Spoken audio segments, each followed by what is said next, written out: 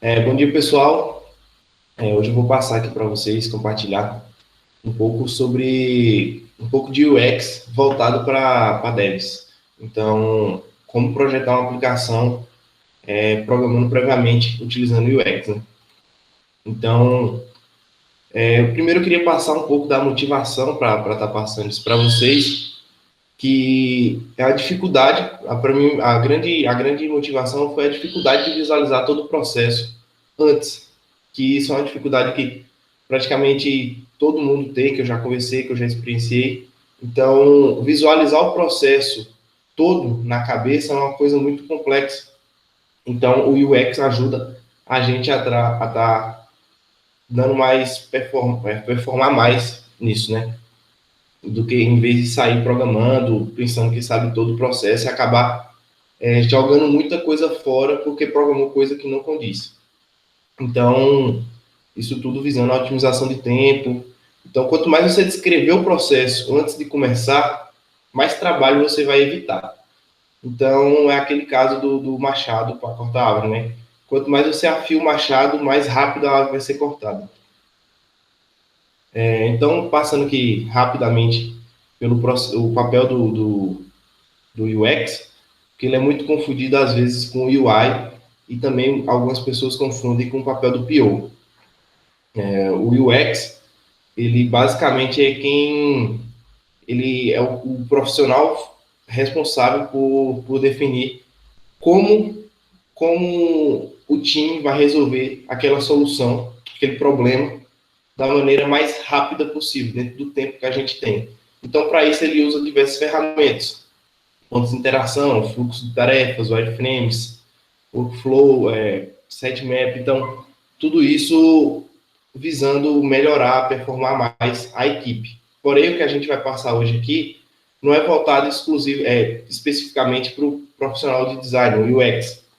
A gente quer passar aqui para vocês como o time de dev utiliza disso. Porque, querendo ou não, a gente está na Lube, a gente trabalha numa equipe, então a gente já tem profissionais que desempenham esse papel.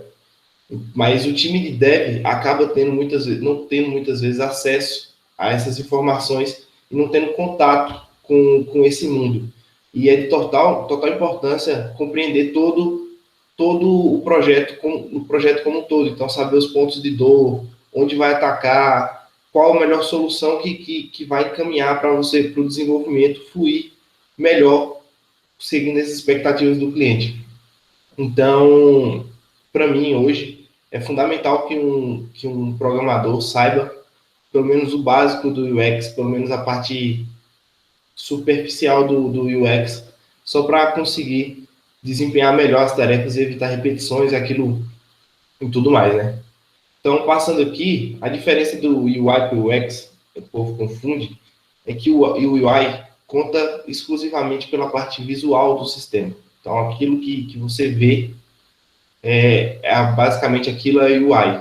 Porém, não necessariamente uma coisa que é bonita, que é visualmente agradável, ela é usual. Então, aí que entra o papel do UX, né? O UX, ele dá a experiência do usuário. Então, o UI, ele lida com a parte visual e o UX lida com a parte técnica. Então, saber qual a melhor posição de um botão, quais as ações que esse botão desempenha, deixar tudo agradável aos olhos do usuário. Uma comparação que é muito feita, que o pessoal faz, é a mesma coisa de comparar um front-end, um back-end e um full stack. Então, um profissional hoje que é UI UX, né, ele é um profissional full stack do design, assim, a grosso modo. O front-end cuida mais ali do pessoal do UI e o back-end ali do, do UX. Então, geralmente um profissional que ele é full stack, ele acaba não sendo especialista em nada. Então, às vezes numa empresa de um porte como a Luga, uma coisa assim, ou maior, ou com a elaboração voltada para essa área, acaba tendo os dois profissionais para ter especialista nas duas áreas. E para o PO, a diferença para o PO, que o papel do PO, na verdade, é definir as histórias e priorizar o backlog de um projeto, né? Então, hoje o papel do PO, que eu acabo vendo bastante, que o PO acaba desempenhando o papel do UX por conta disso, porque ele é responsável por priorizar as histórias do backlog e acaba tendo que fazer alguns wireframes, acaba tendo que fazer alguns fluxos que não são papel dele necessariamente estar fazendo. Então, o PO, ele, resumindo, ele é responsável por manter a integridade conceitual das novas funcionalidades ou das melhorias que podem vir no projeto. E o UX não, o UX ele vai definir previamente o projeto, encontrar os pontos de dor, encontrar todas as soluções possíveis e manejar isso com o tempo que tem disponível para entregar uma solução, a melhor solução possível para que o time de UI tenha um suporte para estar desenvolvendo as interfaces, o time de desenvolvimento também tem uma margem boa para estar desenvolvendo todo o projeto sem passar muito aperto, sem passar muito necessidade no futuro e para metrificar melhor o projeto. Então, é isso. O que eu queria passar para vocês hoje, o tempo é um pouco curto, mas eu queria estar criando de forma prática uma solução, um projeto de uma solução UX como a gente criaria.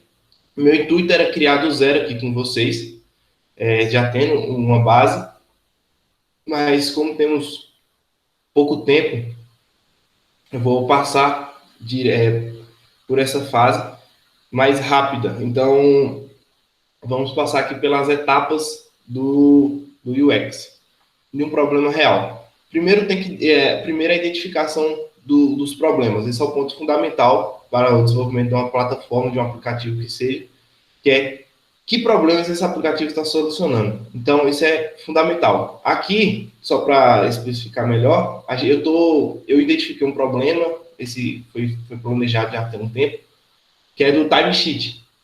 Então, o controle de horas trabalhadas. Então, eu coloquei aqui qual o problema que a gente está abordando, controle de horas trabalhadas, e a metrificação da evolução e comprometimento dos Lubers, tanto para a empresa quanto para o próprio Luber. Então, esse foi um dos problemas que eu identifiquei, e a gente vai estar fazendo uma solução em cima disso. Aí, tem que surgir outra pergunta. Basicamente, são isso, perguntas, você vai respondendo isso aqui tudo até você chegar a um ponto que você monta a estrutura do projeto e acaba passando para as etapas seguintes, né? Alguém já resolveu? Se sim, com quem e como?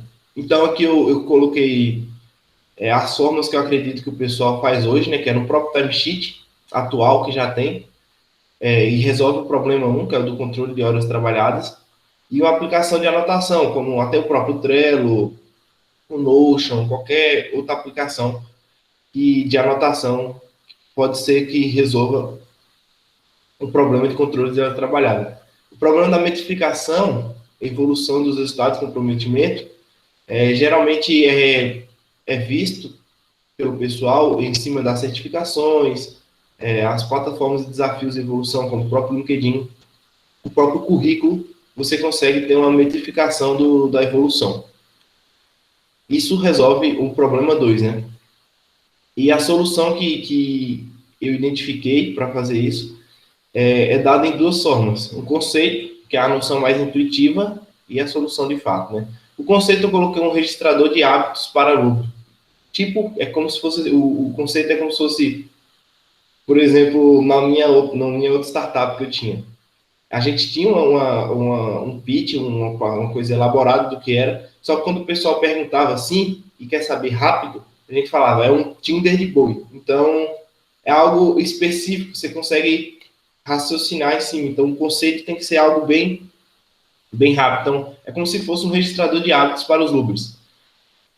Então, essa solução conecta os Lubers, estimulando a registrar suas atividades através de uma plataforma que metrifica o comprometimento, a entrega e os projetos envolvidos, com os projetos envolvidos.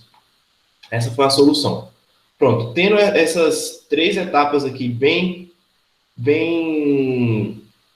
descritivas, bem colocadas, eu pontuei poucas coisas, mas quando é um projeto real, isso aqui costuma ser bem grande, bem detalhado, para não ter muitas gafes, né? Que aqui tem alguns projetos, algumas coisas, né, que não estão descritas. Mas depois de fazer isso, você tem que começar a elaborar o planejamento da solução. Nisso a gente divide em algumas etapas, eu dividi em 4 aqui. Para mim, botei 4 para ser mais rápido, mas costumo dividir em mais, que é a motivação, porque a gente ou eles estão tentando fazer isso. Então aqui você coloca os pontos de dificuldade, né? Que é a dificuldade de registrar as horas trabalhadas, dificuldade de medir a evolução na empresa e o comprometimento com os projetos, direcionar mais atenção aos estudos e a serem melhorados, então, e aos pontos serem melhorados. Então, essa é a motivação que a gente tem para estar desenvolvendo essa plataforma. E os canais, que é onde acontecem as interações do usuário. Geralmente, a gente identifica como a aplicação as áreas da aplicação, que é registrar várias atividades simultâneas. Isso é os canais que eu encontrei, né? É um local onde a gente pode registrar várias atividades simultâneas. Botão para iniciar, startar uma tarefa, podendo fazer checkpoints para a ação que ocorreu dentro do período do apontamento como um todo. Essa parte eu vou descrever melhor lá na frente, mas é isso. Uma área das estatísticas de atividades do Uber, tipo do GitHub Stats lá, que a gente vê e acompanha. Quando fica mais verdinho é onde a gente empenhou mais trabalho, quando fica escuro vai diminuindo isso. E uma área onde indica o peso, que é o grau de importância do apontamento, podendo gerar uma nota global, semanal, enfim. Geralmente esse peso ou grau de importância é dado pelo analista, quem vai revisar seu apontamento. Foi assim que eu tinha pensado, né? E uma área de interação também é o login, que nesse caso eu coloquei para ser necessariamente com a conta da Loop. As ações. As ações são, a gente define os comportamentos reais tomados pelo usuário. Então, o que é que o usuário fez? Então, o usuário inserindo apontamento. Essa é uma ação que ele está fazendo no momento. Ou então, o usuário startando uma tarefa. O usuário visualizando seu progresso. Então, essas são as interações, as ações que o usuário pode tomar no aplicativo. E aqui a gente coloca também os pontos de dor, que é quais os desafios os usuários estão enfrentando. Então, nesse caso aqui, é os pontos de dor com essa plataforma, que a gente não conseguiu descrever aqui antes, que ele pode vir a enfrentar. Então, eu coloquei aqui que a gente não vai desenvolver, então, geralmente, os pontos de dor ou não está previsto, ou está para prolongar, ou em outra sprint, ou coisa assim. Então, não poder visualizar o ranking dos Lubers. Eu coloquei isso como um ponto de dor que foi identificado. Não necessariamente o pessoal tem interesse de estar participando de um ranking, então não é alguma coisa que pode vir a desagradar tanto, mas que desagradou algumas pessoas. E não ser possível registrar uma prévia do planejamento para o dia. Tipo, o que será feito hoje. Isso é um ponto de dor que eu coloquei, porque seria interessante a gente colocar no timesheet da vida o que é que a gente vai fazer no dia, e ao final do dia a gente vai lá e faz o comparativo. Se o que a gente planejou a fazer foi realmente o que a gente fez. Isso também resolve o problema da metrificação, até se você está conseguindo se mensurar bem.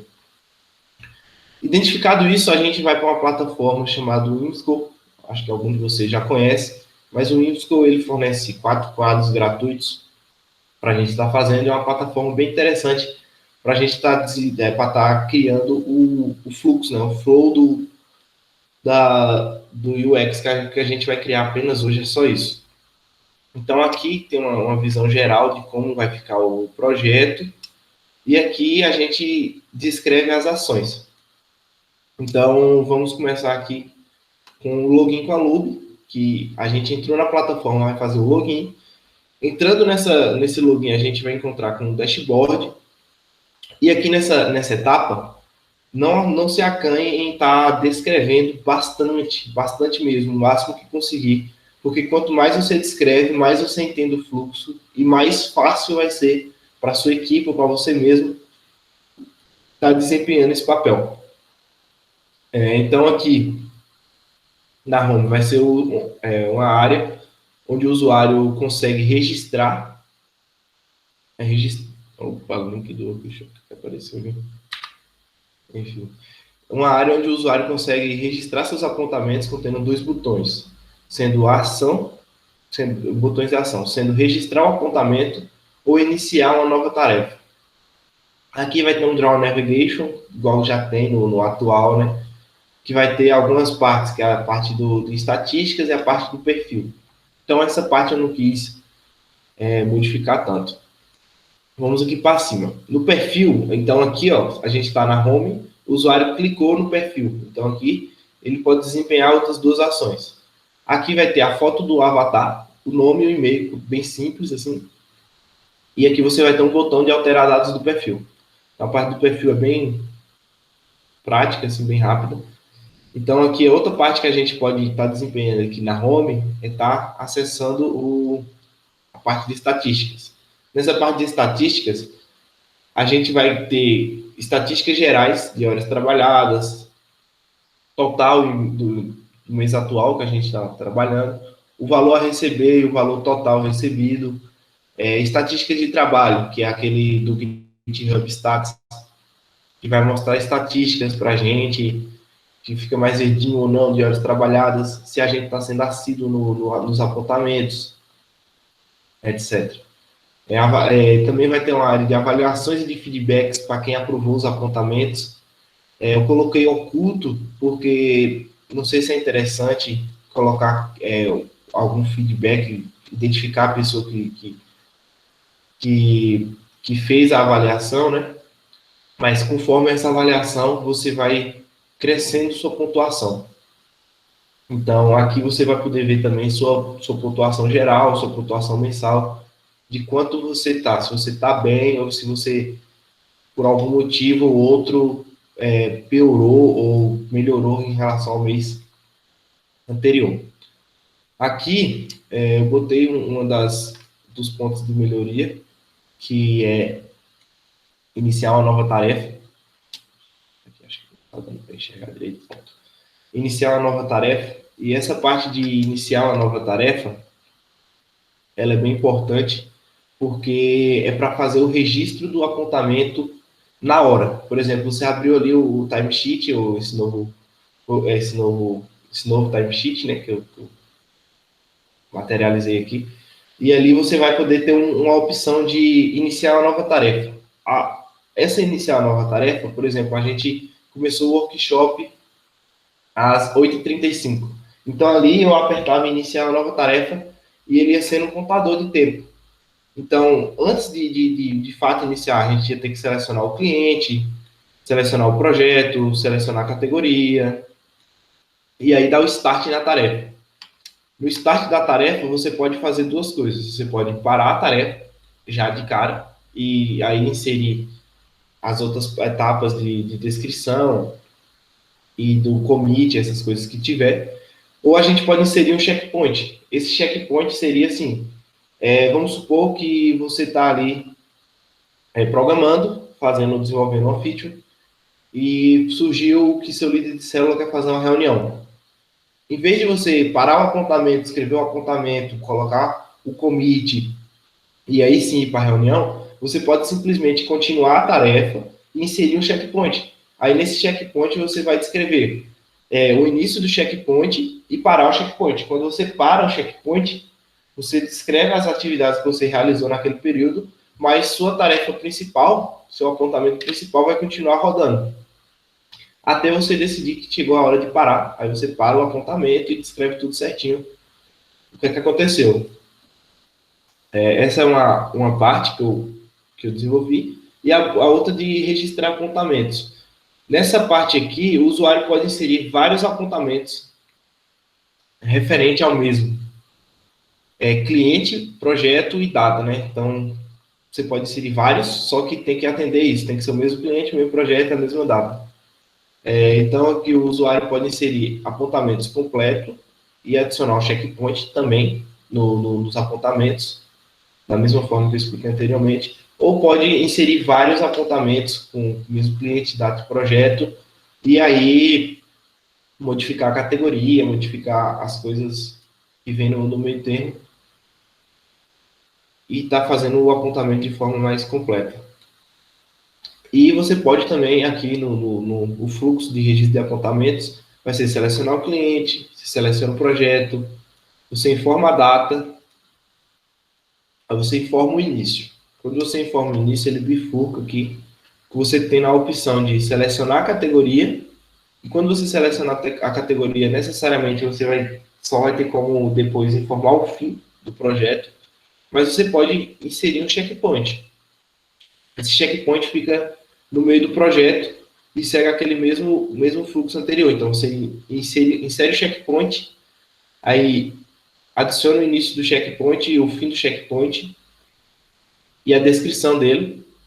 E aqui na categoria você informa o fim, a descrição do apontamento e mais detalhes. Então, os mais detalhes aqui varia com a categoria. Nesse caso, eu coloquei, por exemplo, quando a gente coloca que está fazendo uma tarefa de desenvolvimento no timesheet, aparece a área de commit para a gente estar realizando. Então, isso aqui é um fluxo simples, bem simples mesmo. Se tiver um pessoal de design que cuida da parte de UX, percebe que essa é uma etapa bem simples do processo. Depois disso, ainda tem muita coisa, então o profissional de UX ele não faz isso só. Isso aqui é um detalhe. Então, ainda tem a parte de persona, de investigar o problema de fato, as dores do cliente, de fazer a definição do usuário frames, então tem muita coisa envolvida.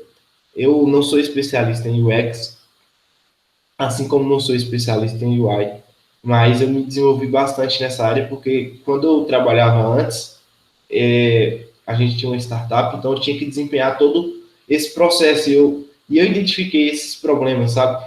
Então, sempre eu estava fazendo repetição de código, apagava código inteiro, reconstruir do zero. Então, ao longo de 2 anos, eu fui entendendo bastante essa parte de UX e como é importante a parte de planejamento antes de sair codando. Codar é a etapa quando já está tudo bem definido, tudo bem organizado, para não estar passando do tempo. Então, o que eu passei aqui para vocês hoje é como um dev deve visualizar o processo de desenvolvimento. Então, ele não pode só chegar, pegar o UI lá que o profissional fez e sair fazendo aquelas telas. Porque muitas vezes acaba chegando numa tela, quando o PO define lá as etapas do processo que a gente vai fazer, as sprints. Aí acaba dando prioridade e tem uma tela ali, por exemplo, a tela de home, que a gente não está fazendo algum fluxo atualmente, mas só que é para ser feita a entrega de uma parte do projeto. Acaba que, se você não tiver a visão geral do projeto bem específica, você não planeja para fazer aquela página de home bem feita para preparar para o próximo sprint, ou para um sprint que dá daqui 3 semanas ou 5 semanas.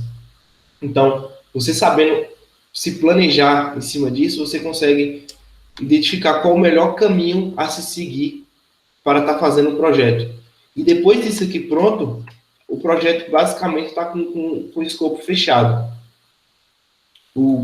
Então, você tendo isso aqui em mãos, você já consegue desenvolver a plataforma, mesmo sem ter uma UI na mão. Com a UI, claramente, melhora, só que até para o profissional de UI, isso aqui já vai ajudar ele a nortear suas ações.